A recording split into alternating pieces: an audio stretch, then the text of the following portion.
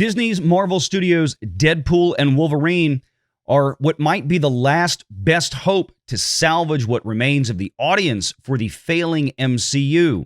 And if the first day pre-sales for movie tickets are any indication of where this might be headed, then Disney has some good news and some things to celebrate today. But the question is, how far will it go beyond Deadpool and Wolverine, and will it actually have any long-term impact on the MCU?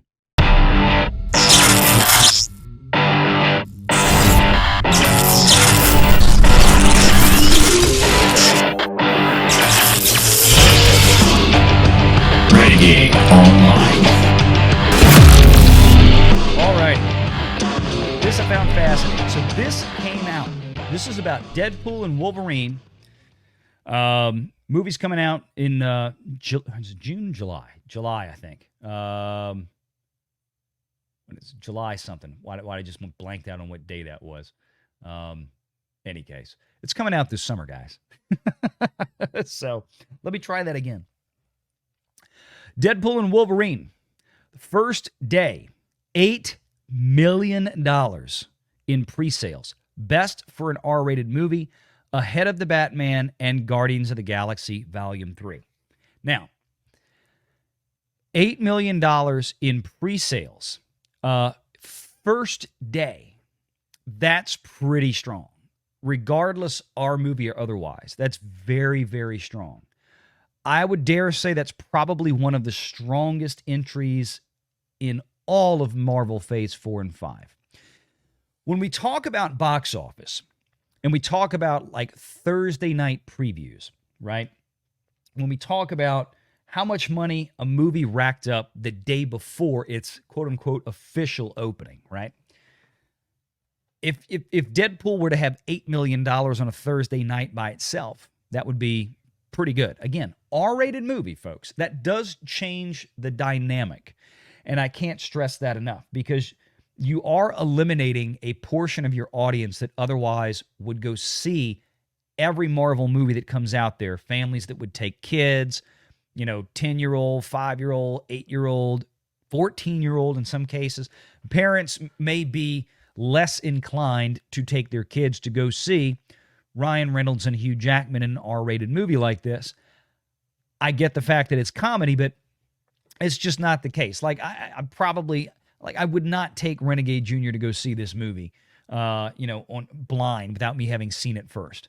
I'm sure the R rating it's going to be very violent, just like the first two were. It's going to have a lot of cussing in it, just like the first two did. You could be more concerned about some of the possible sexual aspects of the movie, because, Ryan Reynolds does like to go down that road and make a lot of the jokes. But in this case, this is a very good start for a movie like this. And we've been saying all year leading into this, I felt like this was the best chance that Disney has to actually drop a Marvel Cinematic Universe movie that could actually be successful, financially successful for them. We talked about in a video this morning, or earlier today, with Doctor Strange and the Multiverse of Madness. We covered that on a previous live show.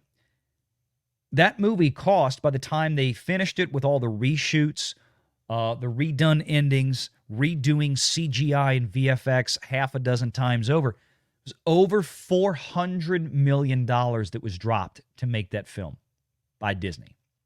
Over $400 million. And that didn't include marketing. So that movie cost well over $500 million. We're probably looking at 550 plus. Even throwing in a $60 million film tax credit from the UK, you're still talking about a movie they spent $500 million on. It would have had to have made at least $1 billion to $1.1 billion in the box office to cover that. It didn't, so it lost money. If they were able to genuinely keep the budget in check for Deadpool, keep this movie around 100 to 125 million. There's no reason this movie should cost more than that. There's no reason that Marvel movies should be costing $250 and $300 million a pop now. If they screwed this up and they made a $250, $300 million production budget film, then this film is going to struggle to break even. The last two Deadpool movies did about $800 million or so globally. But those movies, I think the first Deadpool movie cost like $50 million. The second movie, they spent more CGI. I think that one was closer to $100 million, but still very profitable endeavors. If Disney'd this in terms of production budget, then this is going to have some trouble. This could be one of the best grossing films of all of phases 4 and 5, or are we in phase 6 yet? I don't even know. But it could still wind up either breaking even or losing money.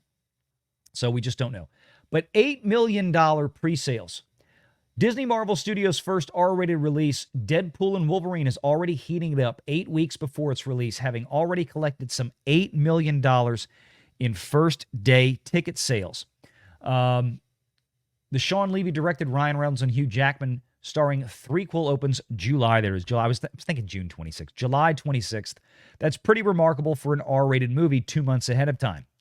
While there's no direct comparisons on Deadpool and Wolverine, ticket sales in post-COVID history, its current cash bests the 24-hour advance ticket sales of Warner Brothers DC's The Batman at $6.5 million, Disney Marvel Studios' Guardians of the Galaxy at $6 million, or GOTG3, I should say, and Lionsgate John Wick Chapter 4 at $1.4 million. The Batman and Guardians 3 opened to respective 3-day weekends of $134 and $118 million. Now, let's stop right there and examine that, okay? So if we're talking about $134 million opening weekend for The Batman on a $6.5 million ticket presale, let's extrapolate that out to what that could potentially mean for Deadpool.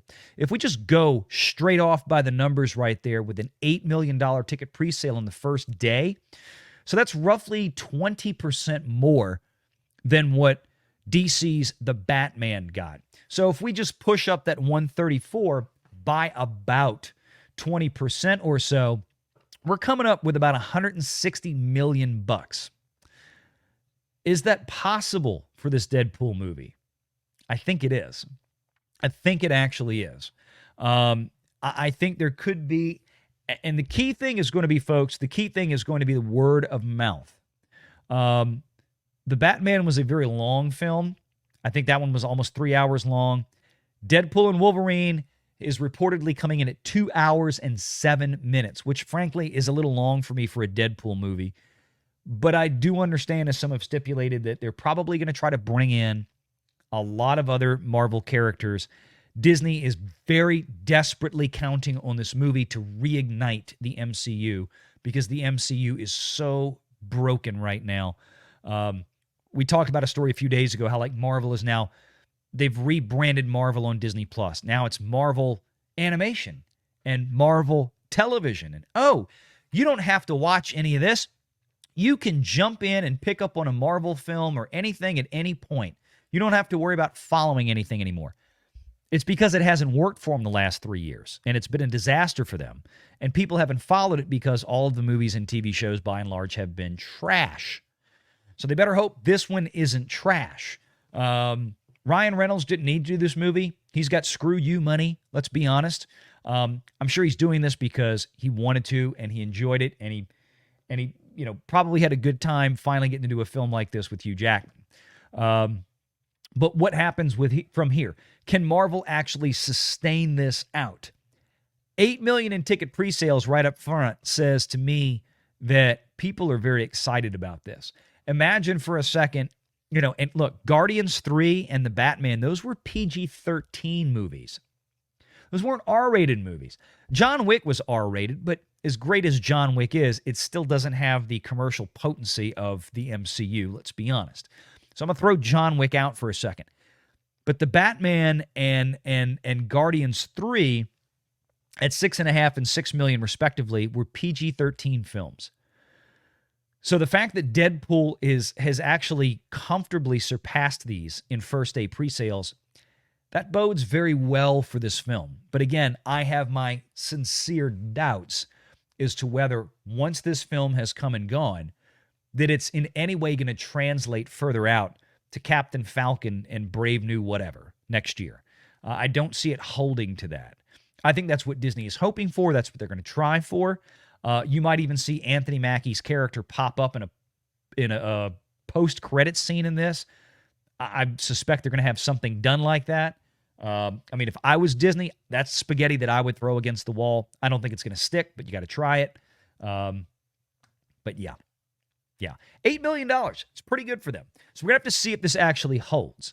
And Box Office Pro, of course, I'm sure will be tracking this as time goes on because we're only a day or so into this. These tickets just went on sale. You can see this was from this morning at about 8 o'clock Eastern U.S. time is when this was reported. So those tickets just went on sale yesterday, Tuesday on the 21st. So we'll see where we are on Friday this week. That is when Box Office Pro should have their next long-range projections out. And we're getting now to that point of the year where I'm going to start paying attention to that more because there's going to be more movies loaded into the box office over the summertime. Make sure you're subscribed to Valiant Renegade and join us every Sunday at 6 p.m. Eastern for the live show.